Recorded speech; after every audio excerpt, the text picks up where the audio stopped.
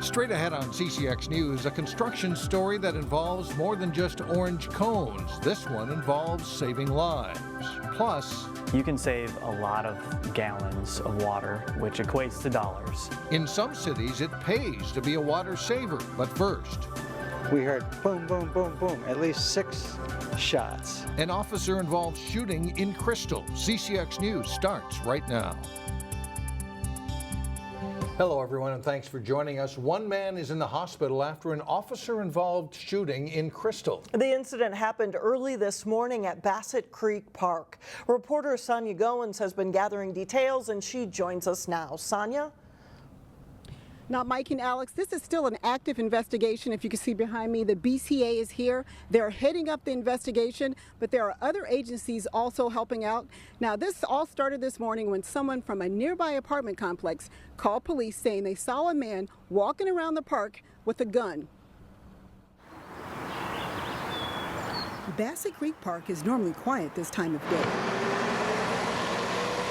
But this afternoon, the park was crawling with police investigating an officer-involved shooting. This morning at approximately 8:54, Crystal officers were dispatched to the Bassett Creek Park in response to a black male with a handgun. Police say they told the man to drop the gun, but he refused. Our officers, believing they were in imminent danger, discharged their firearms toward the suspect and then immediately provided first aid. Residents near the scene captured the gunshots. They shooting at somebody. Y'all, hey, get over here. Go that way. All of a sudden, there's sirens coming from every direction. Willie Moss owns a store near the crime scene. He was walking his dog when he heard gunfire. Maybe 20 seconds after the police went by me, we heard boom, boom, boom, boom, at least 6 shots. Right now, there are more questions than answers. Where was he shot at? Yep, that is also under investigation. We're still trying to figure that out. Police aren't saying how many officers are involved in the shooting, nor would they say how many times they fired their weapons. We do know that the officers involved are experienced and have been on the Crystal Police Department for a while. The job of our law enforcement officers who patrol our city every single day is one of the toughest jobs in this country. These men and women put their lives on the line every day. Now, Chief Reverend did say they found a handgun, but she wouldn't say whether or not it was loaded. We don't know much about the man. We don't know his age or how old he is, but we do know he was in surgery. Now, Mike and Alex, any officer involved in this case will be put on administrative leave. Live in Crystal, Sonia Goins, CCX News. All right, Sonia, thank you very much. Well, could the city of Plymouth close bars earlier? That's a possibility after a public hearing Tuesday night involving a bar that is linked to several DWI arrests. Cowboy Jack's has been a source of frustration with the city after at least 5 DWI arrests this year where the offenders were allegedly served their last drink at Cowboy Jack's, it is. Plymouth previously placed conditions on the bar's license which could lead to fines and a license suspension. An attorney, however, representing Cowboy Jack's believes his client is being held accountable for behavior they can't always control. The mayor believes otherwise. The high school prom was last weekend, and the parents are talking about they're afraid to let their kids, the curfew is midnight for these teenagers, they're afraid to have them drive by Cowboy Jack's. Everybody, they know what's going on there. Everybody knows what's going on there. We can play the procedural game, and we will do that, but we all know the reality. Cowboy Jack's is open until 2 a.m. every night of the week, one of the few with that late closing time in the city. The bar is supposed to meet with the police chief to go over the recent incidents and possibly agree to a penalty. One night of overtime was not nearly enough for Minnesota lawmakers to finish their work. They were supposed to be done by 7 a.m. Wednesday, but are reconvening this afternoon. However, an education bill that keeps open the Perpich Center for the Arts did pass the House overnight. A legislative audit earlier this year painted a grim picture about the school's enrollment, academics, and leadership. Legislation had been proposed to close the school after next year. Representative Mike Freiberg of Golden Valley says he is relieved it will stay open. So this version of the bill required some reports to be made to the legislature slightly changed the composition of the Perpich Center board so that the Commissioner of Education will now be an ex officio member of the board. But generally, the school will stay open, and the arts outreach programs will stay in place as well. As we went to air, the Senate had not voted on the education bill. Meanwhile, there's blame and finger-pointing over the failure to meet the latest legislative deadline. Brooklyn Park DFL leader Melissa Hortman released a statement saying, quote, Republicans have now failed to pass a final budget in both the regular legislative session and in the self-imposed 12:01 a.m. session that Speaker Kurt Dowd asked for. Republican leaders said they were disappointed at the way things played out overnight, pointing to agreements that had previously been worked out with the governor. Road construction season is in high gear as there are projects all over the Northwest Metro. And whether they like it or not, drivers will need extra patience this year. We get more from Eric Nelson. Two sure signs of spring in Minnesota are flowers blooming and road construction. When you have weather like we do, we make the most of our construction seasons. We look at what we have going on and we try to get as much work as we can get done within reason, within a year.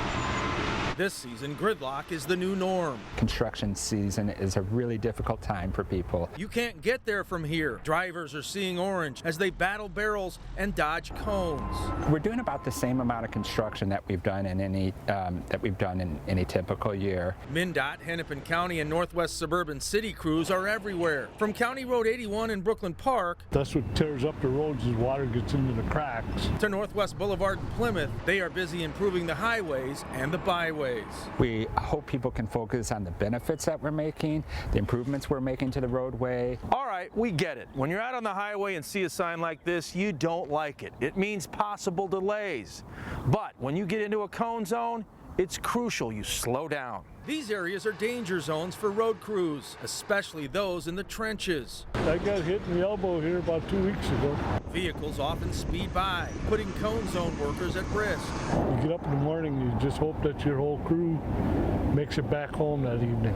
We have a number of construction workers who are working out there that see pretty questionable kinds of activities pretty regularly. Bottom line is this: without road crews, our commutes would be even worse. There would be huge potholes and you'd be getting a lot of cases with bad tires, broken rims. So give them a break and slow down when you enter a work zone. People holler at us and get mad at us. This is our job, you know.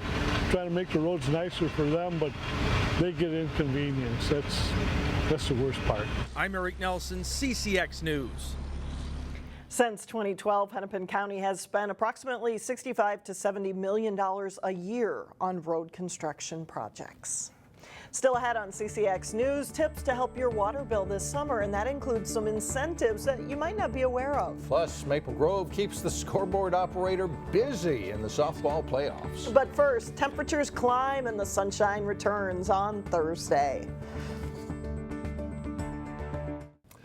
Above average rainfall means there's really no reason to water your lawn right now, but it will probably be a different story come July. If you are a resident of Plymouth or Brooklyn Park, there's an extra incentive to trim your water bill this summer. Today in Money Savers, reporter Shannon Slatton explores why you should also be a water saver. As you can see, there's no buttons. The old one had a dial and you would set it. And if it was pouring down rain at that moment and it was set to go on, it would still go on. Brooklyn Park resident Jeff Moravec upgraded his irrigation system controller and cut his water bill by 18% last summer. I wanted to reduce my water bill, and I sort of like to control everything by the phone. Now he can monitor weather conditions by smartphone and adjust his system accordingly. You can turn it off and on from your phone anytime you want to, no matter where you are. Jeff even got a rebate for putting his system in. Brooklyn Park received a grant from Met Council to offer rebates for residents who improve water efficiency at home. One of the primary ways to do that is by changing how you are watering your yard. Here in Plymouth, lawn watering is the main reason why water usage is 3 times higher during the summer months. I think the take-home message is you can save a lot of gallons of water, which equates to dollars. Plymouth is also participating in the same rebate program for the second year in a row. Last year, rebates went very quickly.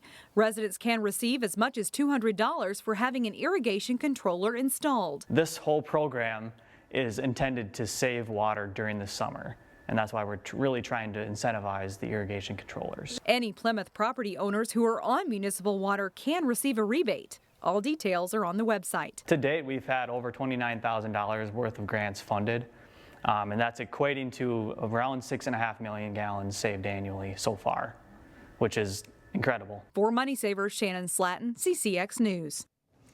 There are also rebates for Brooklyn Park and Plymouth residents if they install a WaterSense toilet or Energy Star washing machine.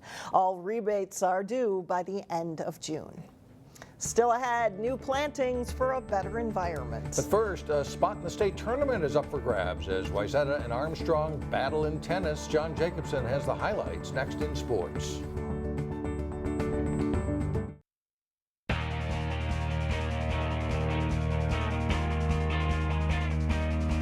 I'm John Jacobson with sports. The Wayzata boys tennis team has become a regular visitor to the state tournament. The Trojans took aim at the Section 5 AA title against an upset-minded Armstrong team. Johnny Nudler serves for Wayzata, #1 singles to Nikita Snezhko. Snezhko puts a forehand away down the line on the way to a win. Second singles, Wayzata's John Foley in the far court against David Wynn. Foley comes to the net for a nice angled backhand volley, and he wins for the Trojans. Third singles, Garrett Rattle of Armstrong is forced deep to return it. Rattle and Jordan Stevenson both make their way to the net before Stevenson pushes a volley for a winner, and he takes the match for Wayzata. Classic doubles point here for Nick Getz and Matt Hagan of Wayzata. They win a tough win over Joe Lipovitz and Evan Gellner at first doubles. Michael Deal and Max Leo of Wayzata in the far court in the second doubles match facing J.D. Urban and Henry Scott. The Trojans take the point as Wayzata sweeps the doubles. Trojans are section champions with a 6-1 win over Armstrong. They've had some losses along the way this spring, but it improved into a solid team. We lost a lot of seniors from last year, and we felt like if we really worked hard in the offseason and put some time in and really played a difficult schedule, which we did, that will improve. And I think we really have come a long way since the first day of practice. Now it's on to section singles and doubles play. The state tennis tournament starts on June 6th. The section softball playoffs are underway. A handful of our local schools play in Section 5 4A. Last year's section finalists, Maple Grove and Spring Lake Park, met in a second round game, leading 1-0 in the third inning. Crimson pitcher Ava Duick drives a ball over the Panthers' right fielder to the fence. Mavis Sachs and Ray Pallid score on Duick's double, and it's 3-0. Duick with 3 hits and 4 RBIs in the day. Still in the third, Eleanor Shuddy shoots a ball past the drawn-in infield and outfield. Taylor Wente scores, and it's 5-1 Maple Grove through 3. Down 6-2 in the fifth. Spring Lake Park starts to make a game of it. Allie Jones doubles to right center field. Her hit plates 2 runs for the Panthers, and they pull within 6-4. That's as close as they would get. Bottom of the fifth, Sophie Colhane drops a base hit into right field. Shuddy scores, and it's 8-4 Crimson through 5. Maple Grove tacks on 5 more runs in the 6th inning. Aaron rolled the third of 3 doubles in the inning as the Crimson go on to beat Spring Lake Park 13-4. We'll have more scores from Section 5 in a moment. After a strong regular season, the Maranatha Christian Academy softball team earned the #1 seed in Section 4A. Mustangs faced a tough foe in the winner's bracket final on Tuesday. Maranatha hosting 2nd seed Kimball. Top of the 5th inning, Kimball leading 2-0, looking for more. Maranatha's Chloe Hagabors makes a nice catch, fires home to nail the runner at the plate, and ends the inning. Top of the 6th, Kimball keeps coming, though, with the bats. Katie Spaulding with a base hit that scores Tori Heron for a 3-0 lead. And then Rachel Udit comes through with a 2-out hit the other way. Justice Boyer hustles around for a 6-0 lead. That's the final score. Maranatha falls. They'll have to play its way back from the losers bracket. They will play again on Thursday. Many of our local teams are still alive in the softball playoffs with Wednesday an off day in several sections. In Section 4A, West Lutheran eliminated Heritage Christian in a battle of local teams 12-6. West Lutheran now plays Mayor Lutheran Thursday. The winner then playing Maranatha. Those games are at Zane Sports Park. In Section 5-4A, in addition to Maple Grove's win, Champlin Park beat Centennial 7-6 in winners bracket play. Osseo eliminated Park Center 10-0. Though in Thursday's winners bracket final, Maple Grove meets Champlin Park at 4 o'clock. Osseo plays Centennial in an elimination game. That tournament is at Rice Creek Park in Shoreview. Play started Tuesday in Section 6-4A. Top seed Hopkins edged Wayzata 5-4. Armstrong downed Washburn 3-1. While Cooper fell to Edina 8-1. Armstrong and Hopkins meet in winners bracket play Thursday. Wayzata meets Washburn, and Cooper plays Southwest in the losers bracket on Thursday. And Totino Grace is the top seed in Section 4-3A. The Eagles pounded Harding in the first round. They're playing Matamidi Wednesday afternoon in winners bracket play. It is another busy week of spring sports. Mike and Alex, back to you. It sure is. Thanks, John. Up next, Earth Day every day comes to fruition in parts of Brooklyn Park and Plymouth. We'll be right back.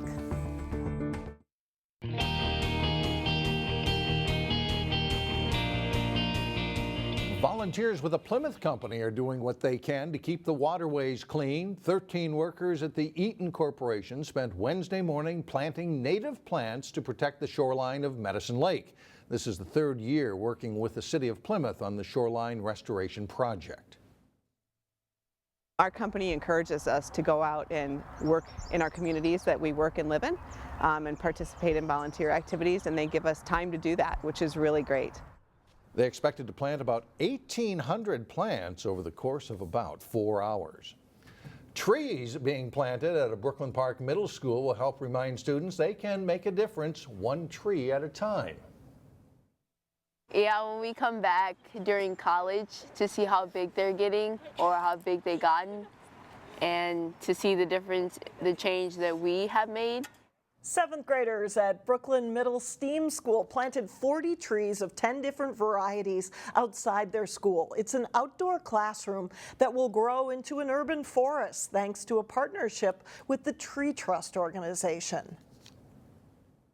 A lot of the feedback we've been getting today too is kids haven't even used a shovel before, so this is a really great opportunity. A lot of the students here live in apartments or you know, they're not in a place where they garden at home, so this is a really unique opportunity for them to get outside and really do that physical labor, get their hands dirty. Urban trees help clean the air and also the stormwater, and of course provide valuable shade too. Yeah, and so that's lots of fun work. value. It Fun is work, on a yeah. beautiful day. That does it for us. Thanks so much for joining us. And we will see you back here again Thursday, starting at 4.